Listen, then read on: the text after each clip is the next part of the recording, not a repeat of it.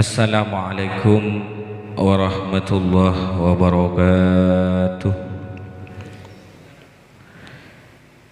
Bismillah, alhamdulillah, wassalatu wassalamu ala rasulillah Sayyidina Muhammad ibn Abdillah wa ala alihi wa sahbihi wa mawalah wa la hawla wa la quwata illa billah.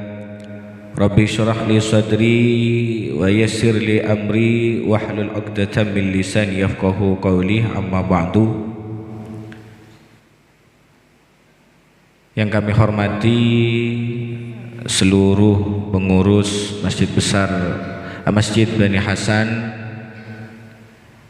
yang hadir pada sore hari ini, Ketua Takmir Masjid Bani Hasan yang mulia Kiai Haji Ahmad Jauhari, dan juga hadir pada sore hari ini divisi dakwah Ustadz Inung yang lebih kenal dengan Ustadz Inung, dan juga semua para jamaah yang hadir di sore hari ini. Semoga kesemuanya mendapatkan maufirah dari Allah Subhanahu wa taala. Amin amin ya rabbal alamin.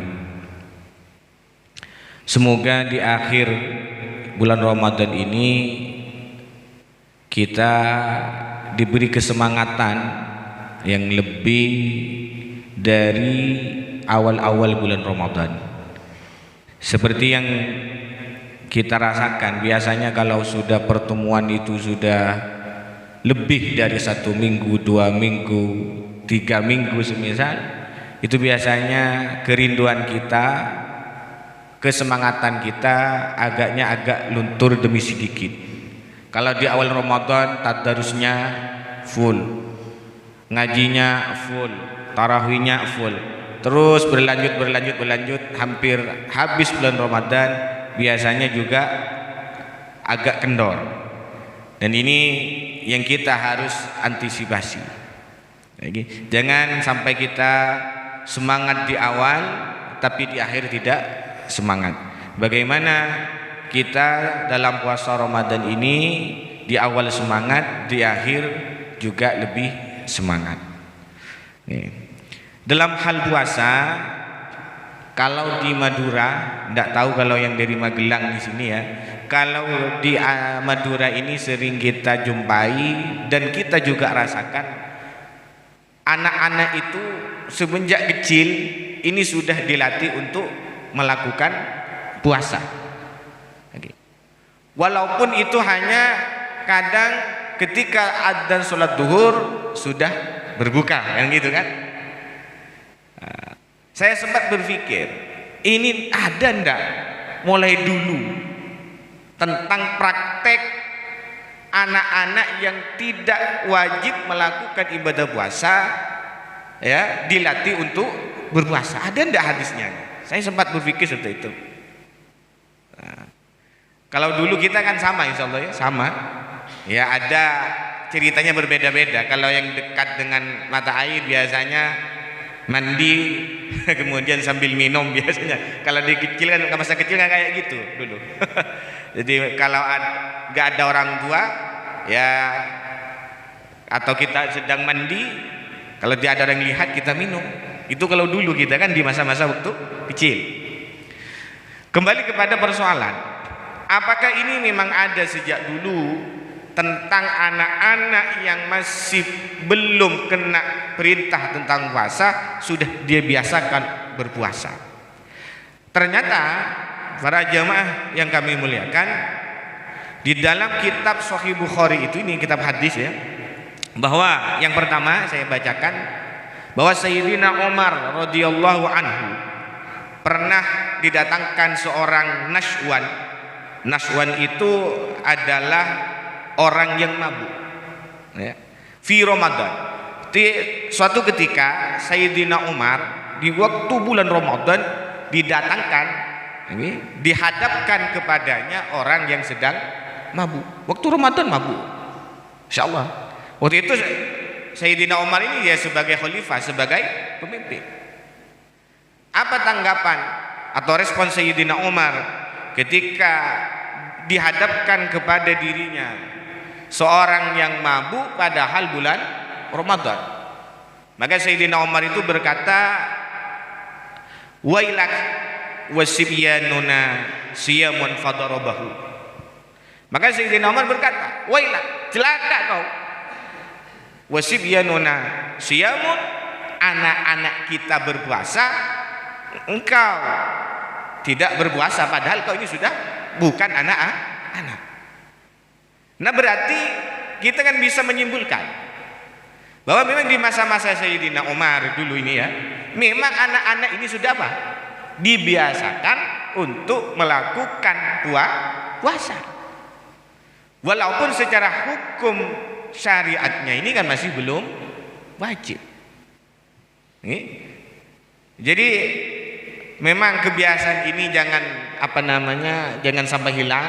Tetap kita ini melatih anak-anak kita supaya nanti kalau sudah balik, mereka anak-anak kita itu biasa untuk melakukan ibadah puasa.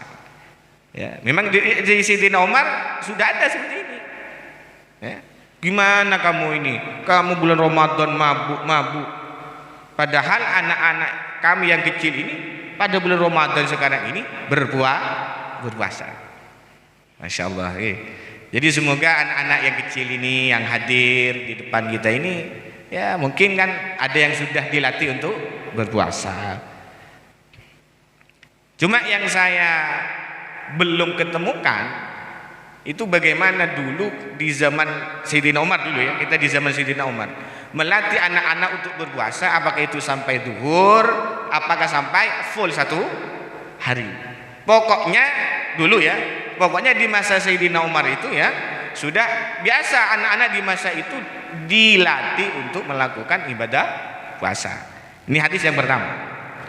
Yang kedua, bahwa bukti apa yang kita lakukan sebagai orang tua, melatih anak-anak kita untuk membiasakan puasa, ternyata semenjak dulu ini sudah memang dilaksanakan. Yang kedua itu ada namanya seorang perempuan ya, yaitu Rabi binti Muawid ya. Rabi binti Muawid. Rabi binti Muawid ini berkata, bagaimana beliau berkata bahwa Rasulullah Sallallahu Alaihi Wasallam itu mengutus seseorang di pagi hari tanggal 10 bulan Muharram, Ghadata Asyura. Rasulullah pada waktu pagi tanggal 10 bulan Muharram, Rasulullah itu mengutus utusan untuk menyempatkan diri, diutus untuk bersilaturahim lah kepada penduduk-penduduk sahabat di kalangan sahabat Ansor. Maka kata Rasulullah, mungkin ini yang pesan yang disampaikan terhadap utusannya, man asbaha muftiran falyutimma baqiyata yaumihi wa man asbaha shaiman falyasum. Jadi kata Rasulullah, siapa yang pagi ini sudah tidak berpuasa ya maka lanjut. Bagi yang puasa tetaplah untuk berpuasa. Memang hadis ini kalau kita teliti ini adalah tentang puasa tanggal 10 bulan Muharram. Cuma ini lanjutan hadisnya ini. Fakunna nasumuhu ba'du wa nusawwi musibyanana. Maka kata Rabi binti Muawid, kata Rabi binti Muawid, fakunna nasumuhu, maka kami, kata Rabi binti Muawid ini ya, maka kami itu berpuasa di tanggal 10 bulan Asyura. Wa nusawwimu sibyanana, dan kami melatih anak-anak kami untuk berpuasa. Ini di masa apa? Di masa Rasulullah Sallallahu Alaihi Wasallam. Memang ada hadisnya itu kalau kita teliti bahwa anak-anak itu di zaman Rasulullah memang sudah apa? Dibiasakan, dilatih untuk berpuasa. Kita jadi sebagai orang tua ya jangan apalah kelebihan rasa apa namanya sayang, rasa sayangi. Jadi kasihan anak saya tinggal tulang kurus semisal. Ya, yang penting tidak membahayakan, mampu tetap kita biasakan. Kata Rabi binti Mawid, ini kan di masa Rasulullah, di masa Rasulullah masih hidup itu. Jadi kami itu berpuasa di tanggal 10 bulan Asyura, wa nasawi musibyanana, dan kami melatih anak-anak kami untuk berpuasa. Oke. Mungkin ini jarang kita dengar hadis ini. Jadi ini sangat perlu sebagai kita berpedoman dengan hadis ini sebagai kita orang-orang tua. Wa naj'alu lahum al-lu'ba minal ihni fa idza baka ahaduhum ala ta'am a'tainahu zakah hatta yakuna inda iftar. Dan ketika ini yang menarik lagi, ketika wa naj'alu lahumul lu'bah minal ihni, dan kami memberikan permainan anak-anak terhadap anak-anak kami yang sedang dalam suasana berlatih untuk berpuasa, diberikan mainan. Diberikan mainan. Fa idza baka'atuhum ala ta'am a'tainahu zakah. Ketika dari anak-anak kami yang sedang proses berlatih untuk membiasakan berpuasa itu menangis karena haus atau lapar. Insyaallah sama dengan kita dulu ketika kita dilatih oleh sama orang tua kita semenjak kecil. Nggak tahu kalau Pak Dur gimana dulu. Pak Dur pernah nangis? Pernah. Kan sama. Jadi dulu kita dilatih sama orang tua, kita nangis. Maka kalau di zaman Rasulullah itu apa? Kata Rabi binti Muawid, maka wa naj'alu lahum al-lu'bah. Kami itu berikan mereka mainan-mainan. Ketika mereka menangis karena merasakan kehausan atau merasakan lapar, a'tainahu zakah, maka kami memberikan mainan itu kepada anak-anak kami, sehingga mereka yang merasa kehausan, merasa lapar, dengan diberi mainan anak-anak, maka mereka sudah tidak lagi ingat untuk makan atau tidak merasakan lapar dan tidak merasakan haus dengan cara diberi mainan. Penghiburlah. Ini perlu kita. Ini contoh. Siapa ini? Rabi'ah binti Muawid. Jadi kalau kita anak-anak kita yang dilatih puasa menangis karena haus atau karena lapar, maka kalau dalam hadisnya itu dikasih apa? Mainan. Ini mainan boneka apa itu namanya Ustaz? Kan banyak macamnya boneka itu. Ada boneka yang bisa berbicara, itu boneka apa nih? Barbie. Ya ada boneka ya macam-macam lah, saya tidak tahu itu. Jadi kita berikan mainan lah intinya. Ini hatta yakuna indal iftar, sampai mereka itu bisa mampu melakukan puasa sampai waktu berbuka, diberi mainan. Nah ini. Jadi semoga kita sebagai orang tua kita bisa melatih anak-anak kita. Kalau semisal anak kita mengadu karena haus atau lapar, mari kita cari solusi, berikan mainan. Bagaimana anak itu bisa lupa terhadap rasa lapar dan rasa haus. Maka sehingga dari dua hadis ini ulama menyatakan bahwa disunahkan kita untuk melatih anak-anak, walaupun itu bukan waktu yang wajib untuk berpuasa, disunahkan untuk dilatih untuk berpuasa. Para jemaah yang saya muliakan, selanjutnya tentang iktikaf. Nah ini ya, tentang iktikaf. Bagaimana Rasulullah Shallallahu Alaihi Wasallam pada hari 10 ya, pada 10 hari yang terakhir, bukan ya, yang 10 terakhir yang terakhir, sudah kita dengar bahwa Rasulullah ketika sudah memasuki 10 terakhir dari bulan Ramadan, Rasulullah itu meningkatkan ibadah, semisal beliau Kak Dinto meningkatkan dalam apa? Bentuk i'tikaf. Kan gitu kan? Bentuk i'tikaf. Nah, kita coba baca hadisnya ini tentang i'tikafnya ini. Tetap dalam kitab yang sama. Ini dari Sayyidah Aisyah radhiyallahu anha. Dari istri Rasulullah sallallahu alaihi wasallam, Sayyidah Aisyah. Beliau berkata, Sayyidah Aisyah itu berkata, ini dalam hadis Sahih Bukhari, Sayyidah Aisyah itu berkata, "Kana Nabi sallallahu alaihi wasallam ya'takifu fil ashril awakhir min Ramadan." Rasulullah kalau 10 terakhir dari bulan Ramadan beliau melakukan i'tikaf. Oke. Mari kita sekarang duduk di masjid, mungkin ada yang lupa, ya kita niat apa sekarang? Niat i'tikaf. Fakuntu adribu lahu khibaan fayusalli subha summa yadkhuluhu. Ini menarik. Kata Sayyidah Aisyah, maka aku buatkan tenda. Maka aku buatkan tenda untuk Rasulullah. Yang tenda ini apa istilahnya? Saya tadi diminta untuk bahasa Indonesia karena ada yang dari Magelang, Jawa Tengah. Saya tidak biasa bahasa Indonesia.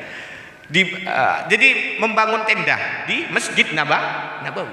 Maka kata Sayyidah Aisyah, saya bangunkan tenda di Masjid Nabawi. Kata Sayyidah Aisyah, maka Rasulullah itu fayusalli subha, maka Rasulullah salat subuh, summa yadkhulu, kemudian Rasulullah itu masuk pada tenda ini untuk beriktikaf.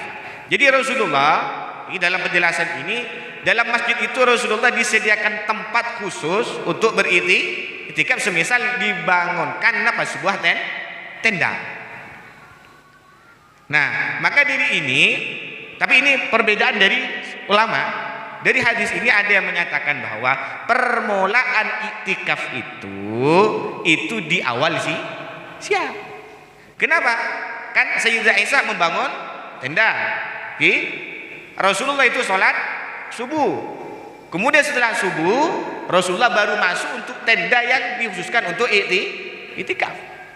Maka berarti ini sebagian ulama menyatakan kalau kita mau iktikaf sekarang ya, semisal ya apa? Kita mulai di awal siang, berarti pagi. Gitu. Nah, ini gimana sudah sholawat ini? Ya. Gimana Pak Haji?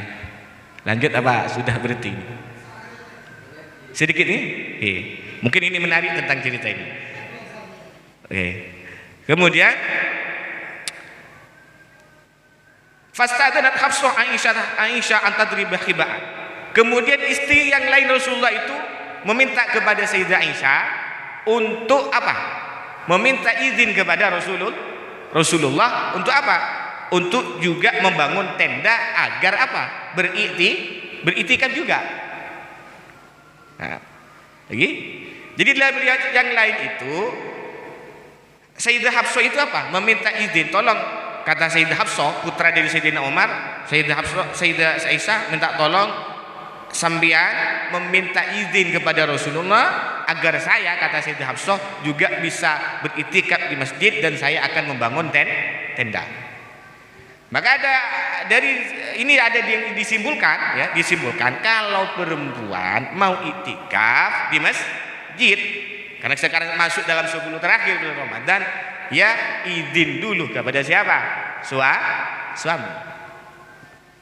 Jelas ini?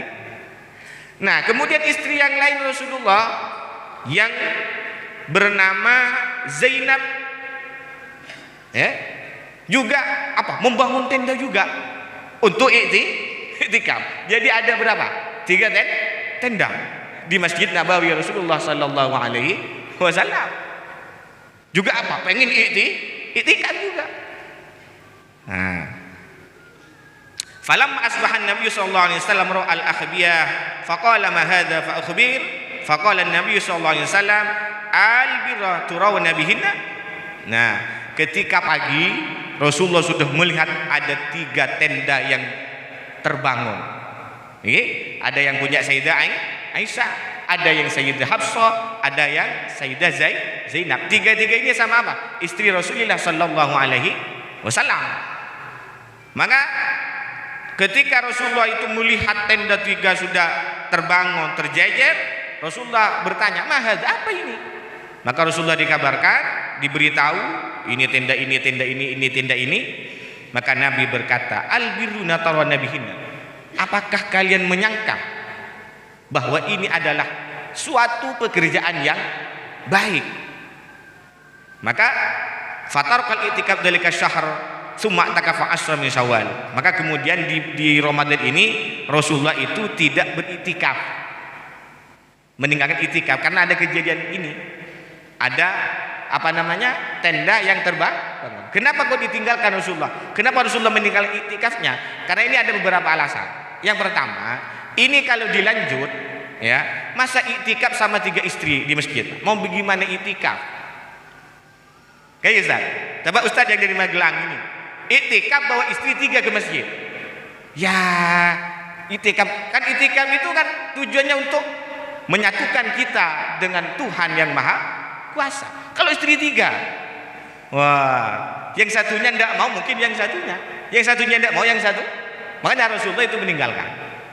Ini alasan di antara alasannya. Kemudian karena ditinggalkan, Rasulullah mengganti iktikaf di bulan Ramadan itu, Rasulullah mengganti iktikaf di bulan Syawal. Jadi kalau kita ini tidak bisa iktikaf di 10 terakhir, ya bisa kita apa? Ya ganti di bulan Syawal. Kayak gitu. Jadi alasan pertama Rasulullah meninggalkan iktikafnya. Yang kedua, karena Rasulullah sudah merasa bahwa istri yang 3 ini, ya, yang agaknya saling bersaing, karena satunya iktikaf sama Rasulullah, saya juga iktikaf, yang satunya saya juga iktikaf. Loh, ini tidak didasarkan dengan lillahi ta'ala. Maka Rasulullah mengatakan, wah, tidak enak ini, udah ditinggalkan. Jadi bagaimana artinya dalam hadis ini, bagaimana kita iktikaf memang karena Allah Subhanahu wa ta'ala.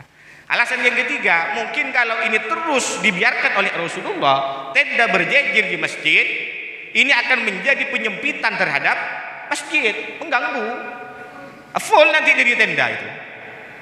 Nah, gitu. Sehingga Rasulullah itu meninggalkan di puasa itu di 10 hari bulan Ramadan, kemudian Rasulullah mengqada di bulan Syawal. Itu. Nah, yang terakhir, ini semisal hampir detik-detik terakhir ya.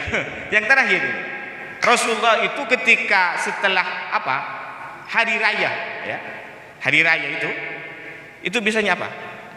Wazan ya. Wes cukup ya. Mungkin ada kesempatan kita bisa bertemu. Semoga apa yang kami sampaikan ini menjadi ilmu yang manfaat dan barokah. Sekian dari saya. Wassalamualaikum warahmatullahi wabarakatuh.